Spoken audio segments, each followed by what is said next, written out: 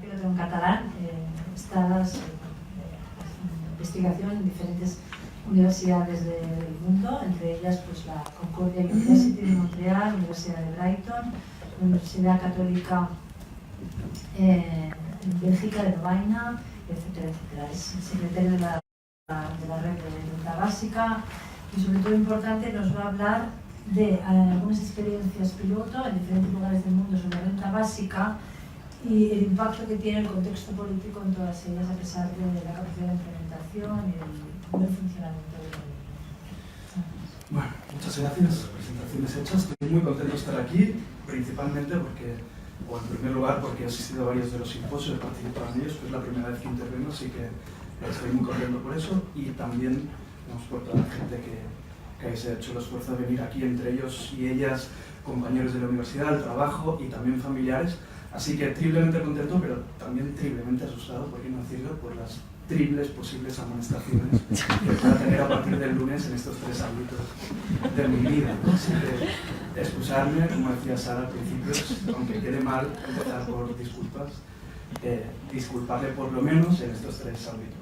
Voy a hablar básicamente, y lo voy a intentar hacer muy rápidamente, quizás demasiado, sobre pilotos. No hablamos de experimentos porque parece que suena bastante mal, hablamos de pilotos.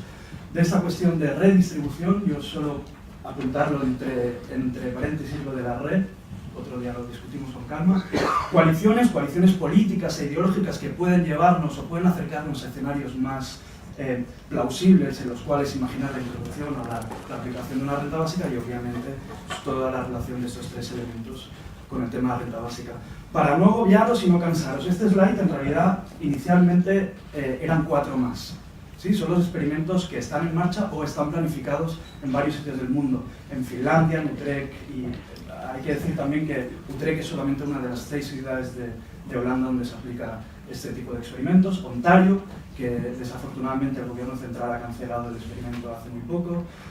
En Glasgow, también en Escocia, en Kenia, en Delhi y en diferentes sitios de la India se terminaron ya. En Oakland, en California, y en Stockton también, en el mismo estado de Estados Unidos. No voy a hacer pesado, tenéis algunos datos apuntados, como comentaba Luis, vais a tener este material disponible para poder descargar. Simplemente he hecho un breve resumen de las características principales de cada uno de estos pilotos, no experimentos, para que os deis cuenta, digamos, de su enorme diferencia en cuanto a sus características. El tamaño de la muestra que se utiliza, el tiempo de duración, el modo de diferenciación, etcétera, etcétera. Por lo tanto, en primer lugar, la diferencia abismal de las características de la naturaleza de cada uno de estos pilotos, lo decía, el tamaño de la población que participa, la duración, el contexto, la modalidad de la prestación, hay modalidades más condicionadas, menos condicionadas, algunas más inspiradas en la Negative Income Tax o en rentas mínimas en vez de rentas básicas, etcétera, etcétera. Estos son los 2 puntos que quería destacar a nivel del panorama de lo que estamos viendo en los experimentos. Básicamente, estas grandes diferencias entre ellos y, en segundo lugar, los pilotos, los experimentos de renta básica, por definición, no pueden ser de renta básica. Es decir, es una contradicción testear una renta básica si no se implementa, digamos, full equipo. ¿Por qué son tan diferentes estos experimentos entre ellos y por qué son tan diferentes también respecto a un modelo total, digamos, o real o completo de renta básica universal? Básicamente porque cada uno de estos experimentos, si os fijáis, no es un experimento de renta básica, sino que son ad hoc específicamente diseñados para cumplir ciertas funciones o para investigar ciertos objetivos característicos y idiosincráticos de cada uno de los sitios donde se aplica. Yo he destacado 3 objetivos diferentes, podríamos encontrar más. Algunos pilotos están diseñados para activar el mercado laboral, otros para testear nuevos modelos de bienestar, de políticas públicas, políticas sociales, otros para garantizar la subsistencia mínima, etcétera, etcétera. Conclusión 1. Voy a destacar 3-4 conclusiones muy rápidas y voy a terminar con una hipótesis que espero que compartáis conmigo, por lo menos quienes trabajan conmigo en la universidad, en mi trabajo y en mi casa. Todos los pilotos de renta básica, entre comillas, aportan o podrán aportar cuando se terminen resultados positivos. Obviamente, están diseñados para este fin. Pero, mediante los pilotos, mediante estos experimentos, muy probablemente no vamos a conseguir la implementación de una renta básica. Una obviedad que, por obvia, la dejamos muchas veces fuera. La renta básica no es un champiñón. La renta básica, sí, si tenemos renta básica algún día, será el resultado, digamos, del empuje, de la presión, en definitiva, digamos, de las coaliciones políticas e ideológicas que se puedan entretejer entre movimientos sociales, partidos, sindicatos, ONGs, etcétera, etcétera, para con los gobiernos de turno. ¿Sí? Esto lo ha comentado Dani al principio, me he mordido la lengua para no intervenir, pero a eso me refería. ¿Qué tenemos? ¿Quién quiere distribuir? ¿Quién quiere renta básica? ¿No? Si decimos que no es un champiñón y que la introducción de una renta básica real, ¿no? Depende de estas coaliciones políticas, ideológicas, sociales, llamadle como queráis, ¿quién quiere redistribuir? ¿Quién quiere renta básica? Afortunadamente tenemos algunos datos que nos dan algunas pistas. El último, la encuesta sobre la percepción de los ciudadanos europeos respecto a la renta básica de hace un año y medio, 2, y son resultados ciertamente esperanzadores, no voy a cuestionarlos yo. Fijaros, destacado en rojo, España, casi el 70% de la población estaría a favor de una renta básica si se hiciera un referéndum ahora, ya, aquí, nada desdeñables. El 31% la aprobaría ahora, o sea, estaría de acuerdo a introducir una renta básica si se implementara ahora automáticamente, y no llegaría a un 50% de europeos encuestados que dirían que esperarían a tener resultados de estos pilotos. No me voy a entretener, tendréis los datos. Luego, ¿por qué no tenemos ya una renta básica? Si el 70% de los habitantes de este estado estamos a favor, en principio no debería haber muchas reticencias. Bueno, quizás nos equivocamos con la pregunta. La pregunta no es quién quiere redistribuir, quién quiere una renta básica, sino, quiere decir, la pregunta no es si queremos o no redistribuir más o menos. La pregunta es quién quiere redistribuir, quién quiere o quién querría posiblemente una renta básica. Muy rápidamente, lo que nos dice la literatura general respecto de economía política, respecto a distribución, a desigualdad y comportamiento electoral, nos dice en general que a mayor desigualdad, menores demandas, menores preferencias hacia políticas más redistributivas por parte del Estado. Muy rápidamente, los 30 años de bonanza escenifican un escenario en el cual las clases medias se fortalecen, crecen, etcétera, etcétera, y por lo tanto tienden a tener preferencias políticas hacia mayores políticas, más y mayores políticas redistributivas y de carácter también más universal, educación, sanidad, etcétera, etcétera. Por contra, los años de crisis, no solamente el actual, sino ya previamente desde los 80, nos indican que hay un debilitamiento del tamaño y de la riqueza de estas clases medias, se debilitan, se reducen, y por lo tanto también esperaríamos, según la literatura, una menor demanda en favor de políticas redistributivas. En este caso podríamos imaginar medidas como la renta básica, que por definición son universales, ¿verdad? Esto puede ser así, un gráfico muy sencillo, la desigualdad, el índice de Gini en España y en el conjunto de países de la Unión de los 28. Vemos que en España es muy superior, no ahora, sino desde inicios de la crisis, pero aún así me estalla la cabeza. Un 70% de los españoles seguirían votando que sí, según la encuesta que acabamos de ver, a la implementación de una renta básica. Ostras, si somos tan desiguales y mucho más que el resto de Europa, ¿cómo es que tenemos tanta población que aparentemente estarían a favor? Vamos a entrar al trapo un poco más en detalle. El problema no es tanto la desigualdad a nivel general, sino digamos, la desigualdad idiosincrática del Estado español. Vemos, estos son los años, digamos, casi de crisis, 2005-2012, vemos que el índice de Gini sube, estas son las barras oscuras, de verde oscuro, va subiendo, es decir, que la desigualdad en nuestro país va creciendo, pero también decrece la capacidad distributiva del Estado. Gastamos más dinero en cualquier tipo de prestaciones, paros, subsidios, etcétera, etcétera, pero aún así la capacidad que tenemos de mitigar estas tasas de Gini va disminuyendo. Cada vez somos menos capaces, o el Estado español es menos capaz de redistribuir. Bueno, España, digamos, Spain is different, ¿no? España, llegamos tarde y mal. La demanda de una mayor, o por una mayor redistribución, no está, en el caso español, relacionada con una mayor demanda de ampliación, de expansión del estado del bienestar, concretado en más impuestos, digamos. Básicamente hay que destacar dos puntos. No hay una diferencia muy grande, muy notoria entre votantes de los grandes partidos, PP y PSOE, y ahora habría que introducir también quizás a Ciudadanos, respecto a esta dicotomía o este dilema entre más redistribución y más impuestos. Pero lo particular y lo que me gustaría destacar aquí es que En el caso español, otra vez, a diferencia del resto de países de nuestro entorno, los pobres, que son el colectivo, los más pobres, que son el colectivo aparentemente más favorable hacia apoyar medidas redistributivas, prestaciones, becas, supuestamente rentas básicas, son los que menos apoyan una expansión del estado del bienestar entendido como expansión tributaria, fiscal, ¿no? ¿Por qué esto? O sea, ¿por qué en España los pobres se comportan de este modo, digamos, que se parece poco al conjunto de los países de nuestro entorno? Básicamente, por algo que han comentado Luis y Jordi rápidamente, y Dani y Sara también lo han comentado. Básicamente por un modelo dual, doble, en cuanto al mercado de trabajo y al sistema, al modelo, el régimen de protección social que tenemos aquí. Es un modelo laboral y un modelo particularmente de protección social con muy poca capacidad redistributiva, de hecho cada vez más, lo acabamos de ver, por lo tanto, que beneficia más, de forma relativa, a los insiders, a aquella gente que dentro del mercado laboral tiene o goza de una posición, digamos, de una mayor protección, sea por convenios, sea por derechos laborales, de sindicalización, etcétera, etcétera, y excluye a esos que los llamamos outsiders, digamos, más precarios, que entran y salen del mercado laboral, mujeres, como comentaba Sara, etcétera, etcétera. Y por lo tanto también es de esperar que estos insiders sean los que menos apoyo manifiesten, ¿no? Que sus preferencias políticas reflejen un menor apoyo a políticas, digamos, de un incremento de la presión fiscal que en teoría les beneficiaría a ellos. Básicamente dos gráficos muy rápidos, los explico para que podáis verlo, porque si no queda muy pequeño.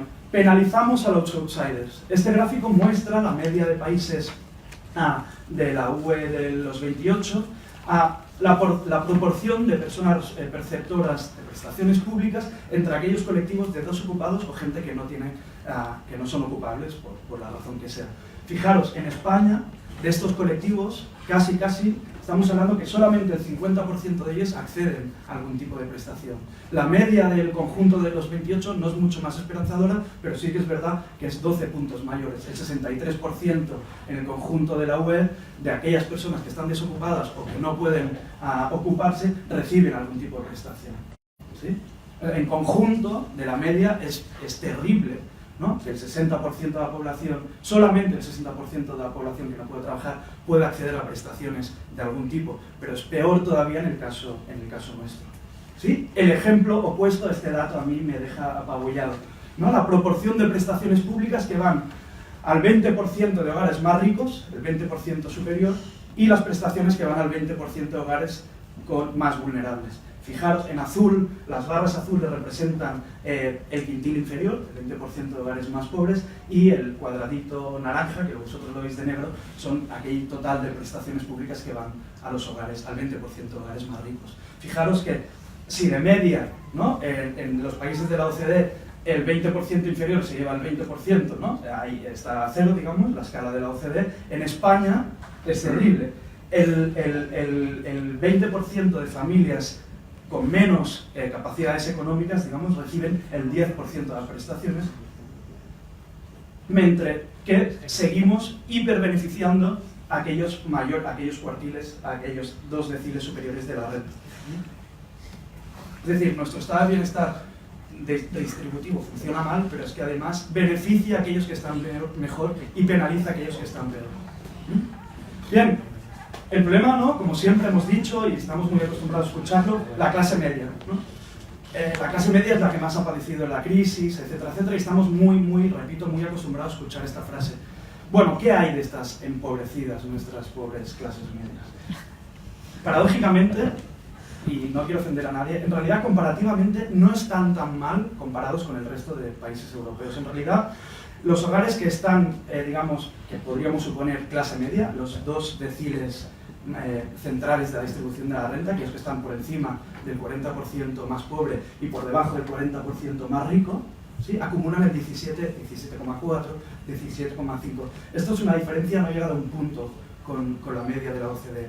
Quiero decir que la clase media, en realidad, sí, a nivel absoluto, digamos, ha reducido su capacidad, pero seguimos estando muy cerca de la media de países desarrollados.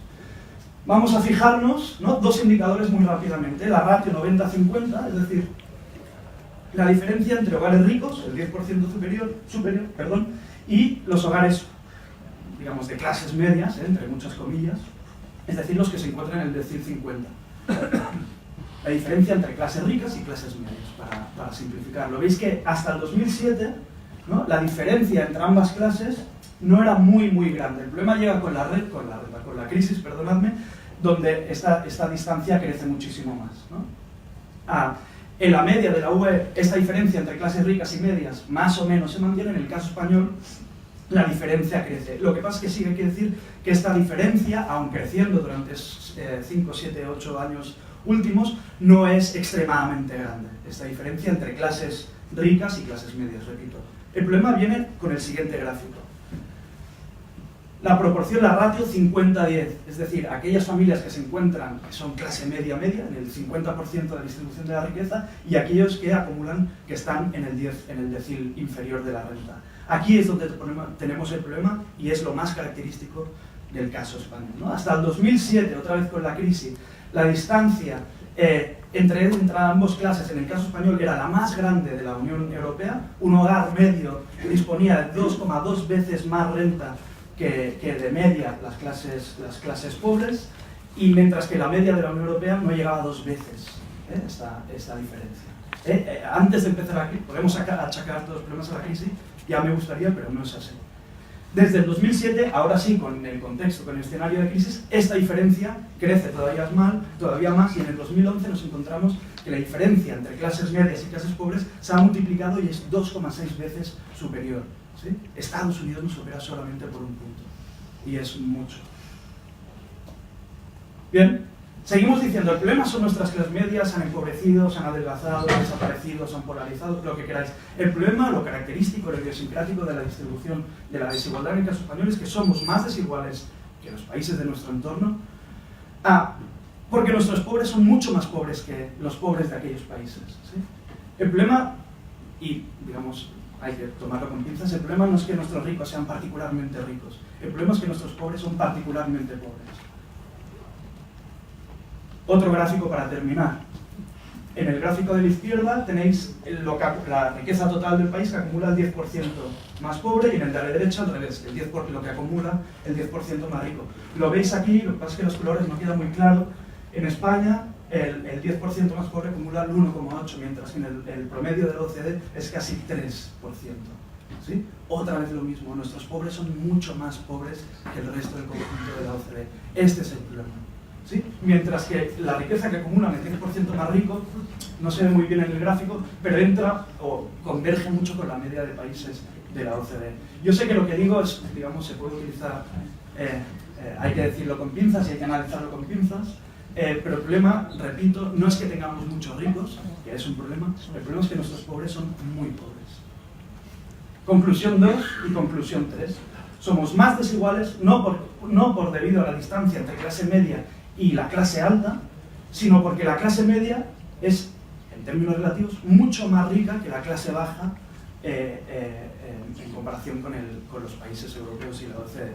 Y una característica, un problema que la crisis ha agudizado. Creo que ya lo he dicho, lo he reiterado bastante. Conclusión 3. Por lo tanto, la demanda en favor de mayores o más políticas de redistribución depende no tanto de la desigualdad general, del índice de Gini. Ya hemos visto en España somos muy desiguales, pero aún así casi el 70% de la población española estaría supuestamente de acuerdo en votar a favor de una renta básica ahora aquí. Digo, la demanda de estas políticas redistributivas, entre ellas suponemos la renta básica, no está tanto relacionada con la desigualdad general, el índice de Gini, sino con la cercanía o la diferencia, la distancia entre clase media y clase baja. Y termino con la hipótesis. Cuando el nivel de ingresos, y por lo tanto podemos esperar también la naturaleza de las preferencias políticas e ideológicas de aquellos individuos o aquellos hogares que tienen estos ingresos, digo, cuando el nivel de ingresos de la clase media y la clase baja es muy diferente, cuando esta diferencia del gráfico de la ratio 50-10 va creciendo, es muy difícil imaginar, es muy difícil, digamos, hacer plausible un escenario político en el cual se puedan dar o puedan existir o se puedan refortalecer coaliciones políticas, ideológicas, culturales, como queréis, para empujar, para presionar el gobierno hacia mayores o más políticas redistributivas, como sería el caso de una renta básica. Y no voy a hacer mención, igual si tenemos tiempo para poder discutir, qué pasa con los sindicatos mayoritarios, qué pasa con los partidos, qué pasa con las asociaciones de vecinos, si queréis, qué pasa con las ONGs, quién está dentro, quiénes son sus militantes y sobre todo quiénes no son sus militantes. Y para terminar, como decía Dani, termino con sus palabras, la renta básica, lo he dicho ya, debería ser el resultado de coaliciones de amplio espectro entre movimientos sociales, partidos, sindicatos, ONGs, etcétera, etcétera, etcétera, que presionarán al gobierno. El impacto de la distancia, de la desigualdad entre clases medias y clases bajas es un torpedo a la línea de flotación de esas coaliciones políticas. Así que este año, estos 2 años que se llaman el año del experimento, ¿no? Porque hay tantos países, digamos, que están tratando de llevar a cabo estos experimentos, también aquí en la ciudad de Barcelona. Si alguna vez os preguntáis o estáis en un debate como los que yo he tenido estos 2 últimos años, de por qué en un país parece que, ¿no?, apunta, se vislumbra al final algo así como una renta básica y en otros no tanto, si pensáis en el caso español, espero haberos dado algunos datos para poder reflexionar sobre ello y ya está. Gracias.